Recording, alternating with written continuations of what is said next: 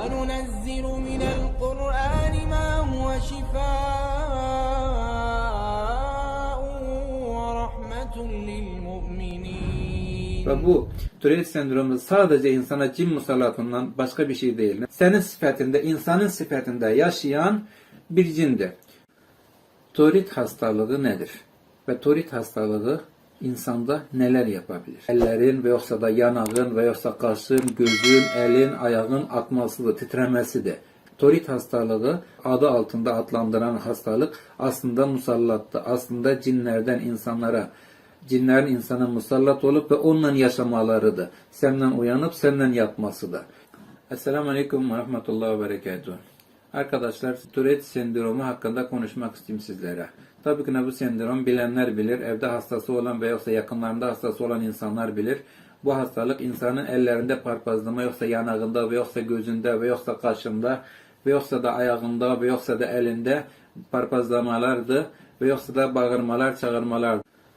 Tourette hastalığı nedir? Ve Tourette hastalığı insanda neler yapabilir? Ellerin ve yoksa da yanağın ve yoksa kaşın, gözün, elin, ayağın akmasıdır, titremesidir. Tourette hastalığı adı altında adlandıran hastalık aslında musallattır. Aslında cinlerden insanlara, cinlerin insana musallat olup ve onunla yaşamalarıdır. Senden uyanıp senden yatmasıdır. Çoğunlukla bazı hallarda musallat içeriden içeri olur ve içeriden içeri sıkma verir. Bazı insanlar da yüze verir ve seninle beraber yaşamak ister, seninle beraber eğlenmek ister, konuşmak ister. Sen konuştuğun yerde girişir, söze girişir, konuşur ve seninle beraber yaşamak ister. İnsan gibi yaşamak ister bazı cinler. Ve ona göre Tourette hastalığı oradan gelmedi. Ve biz bunu tecrübelerimizde defalarca görmüşük. Arkada videoda gördüğünüz gibi şimdi size bazı videodan bazı episodları göstereceğim inşallah. Ve bu videolarda görende daha çok bileceksiniz hangi hastalıktan konuşuyoruz. Ve bu hastalık bizim görüşümüzce, rukiyeçilerin görüşünce ve tedavi ettiğimiz hastalıklardan bir tanesi de Allah'a şükür kaç tanesi oldu, tedavi olundu ve hiçbir şey kalmadı. Şimdi biz umumi olarak rukiyeçilerin yaptığı rukiyeleri izleyende ve o videoları izleyende görüyorsun insanların ellerinde böyle parpazlamalar başlıyor ve insanların ayaklarında, ellerinde atmalar başlıyor. O nedendi? İnsanın bedendeki cinin yüze çıkması ve yüze çıkanda onların fasonlarının, şekillerinin, sıfatlarının nasıl bir şekilde olduğunu gösteriyor. İnsanın normal bir şekli var. O şeklin içine bedenine cin kaçanda ve cin musallat olanda o da okuma neticesinde yüze çıkanda, uyananda öyle kımıldamalar başlıyor, titremeler başlıyor ve bu titremeleri Tourette sendromu diye doktorlar adlandırmışlar. Ve bu Tourette sendromundan eziyet çeken insanlar ondan kurtulamıyorlar. Ne kadar ilaç da isteler falan da yapsalar ondan kurtulamıyorlar. Neden? O bedendeki cinin bedeni terk etmesi gerek. Ve bazı çocuklarda anadan doğmadan oluyor, bazılarında sonradan oluyor, bazılarında büyüyenden sonra oluyor bu Tourette sendromu. Ve bu sendromdan biz kurtulmamız için tabii ki rukiye ayelerinden istifade etmeliyiz.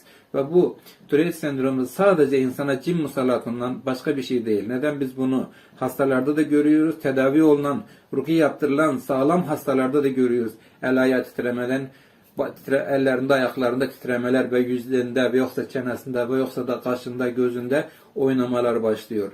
Neden? O an cinin uyanmasını görüyoruz biz. Ama bu Tourette hastalarında cin uyanıktı. Onunla beraber yatıyor, onunla beraber kalkıyor. Uyananda onunla beraber yaşıyor. Yani o cinler insanlaşmış bir şekilde yaşıyorlar insanın vücudunda. Bazen insanda musallat olur içeriden içeri. Sende ağrı verebilir, sıkıntı verebilir, rahatsızlık verebilir ve bazı işlerine burun sokabilir. Eğer o musallat olan cin büyüden gelmişse ve yoksa nezerden gelmişse, kıskançlıktan, hasetten gelmişse sana zarar vermeye çalışır belli bir konularda. Ama eğer o cin senin bedenine gelip böyle haramdan, günahtan gelmiş, sadece sen bedeninde eğlenmeye, yiyip içmeye, yatmaya gelmişse o içeriden içeriye kalır. Ve senin hansı bir beden vücudundaki organlarından bir tanesinde oturur ve orada hastalık ortaya çıkacak zamanla. Neden onun orada kalması? Sorun yaratır o organa. Ama bu Tourette hastalarında iş başkadır. Senden yatıyor, senden duruyor. Senden yaşıyor. Yani bir insanlaşmış cindi orada.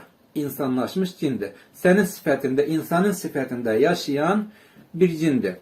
Ve herkese bakıyor, herkesten konuşuyor ve o hareketleri yapmaya devam ettikçe insanda bu sendromun belirtileri, yani insanlar arasında bilinen doktorların adlandırdığı bu Tourette sendromu diyorlar ona.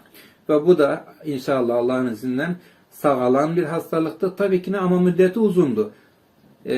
O cin bedenden çıkanaca, yani bir aydan 3 ay arasında ben diyorum. Allah'ın izniyle benim yaptığım tecrübelerimde ve bana gelen hastalarda o Tourette sendromu vardı. Boyun parpazlamasıydı ve yoksa da el parpazlamasıydı ve bunlar adamdan adama değişiyor. O cinin gücünden aslıdır. O cin ne kadar güçlüdür, o kadar çok direniyor. Ne kadar zayıftı, tez gidiyor. Giden de insanda öyle bir şey kalmıyor. Tabii ki bu musallatın sebepleri var. Korku, nezer, intikam, çok sebepler var musallat olmanın. Ve o sebebi bulup ve anlar bir hocanın onun üzerinde rukiyeçinin çalışması neticesinde inşallah bu sendromdan kurtulmak olur. Bizi takip etmeyi unutmayın. Kanalımıza abone olun ve bizi destek verin. Allah'a emanet olun. Selamun Aleyküm ve Rahmetullah ve Berekatuhu. وننزل من القرآن ما هو شفاء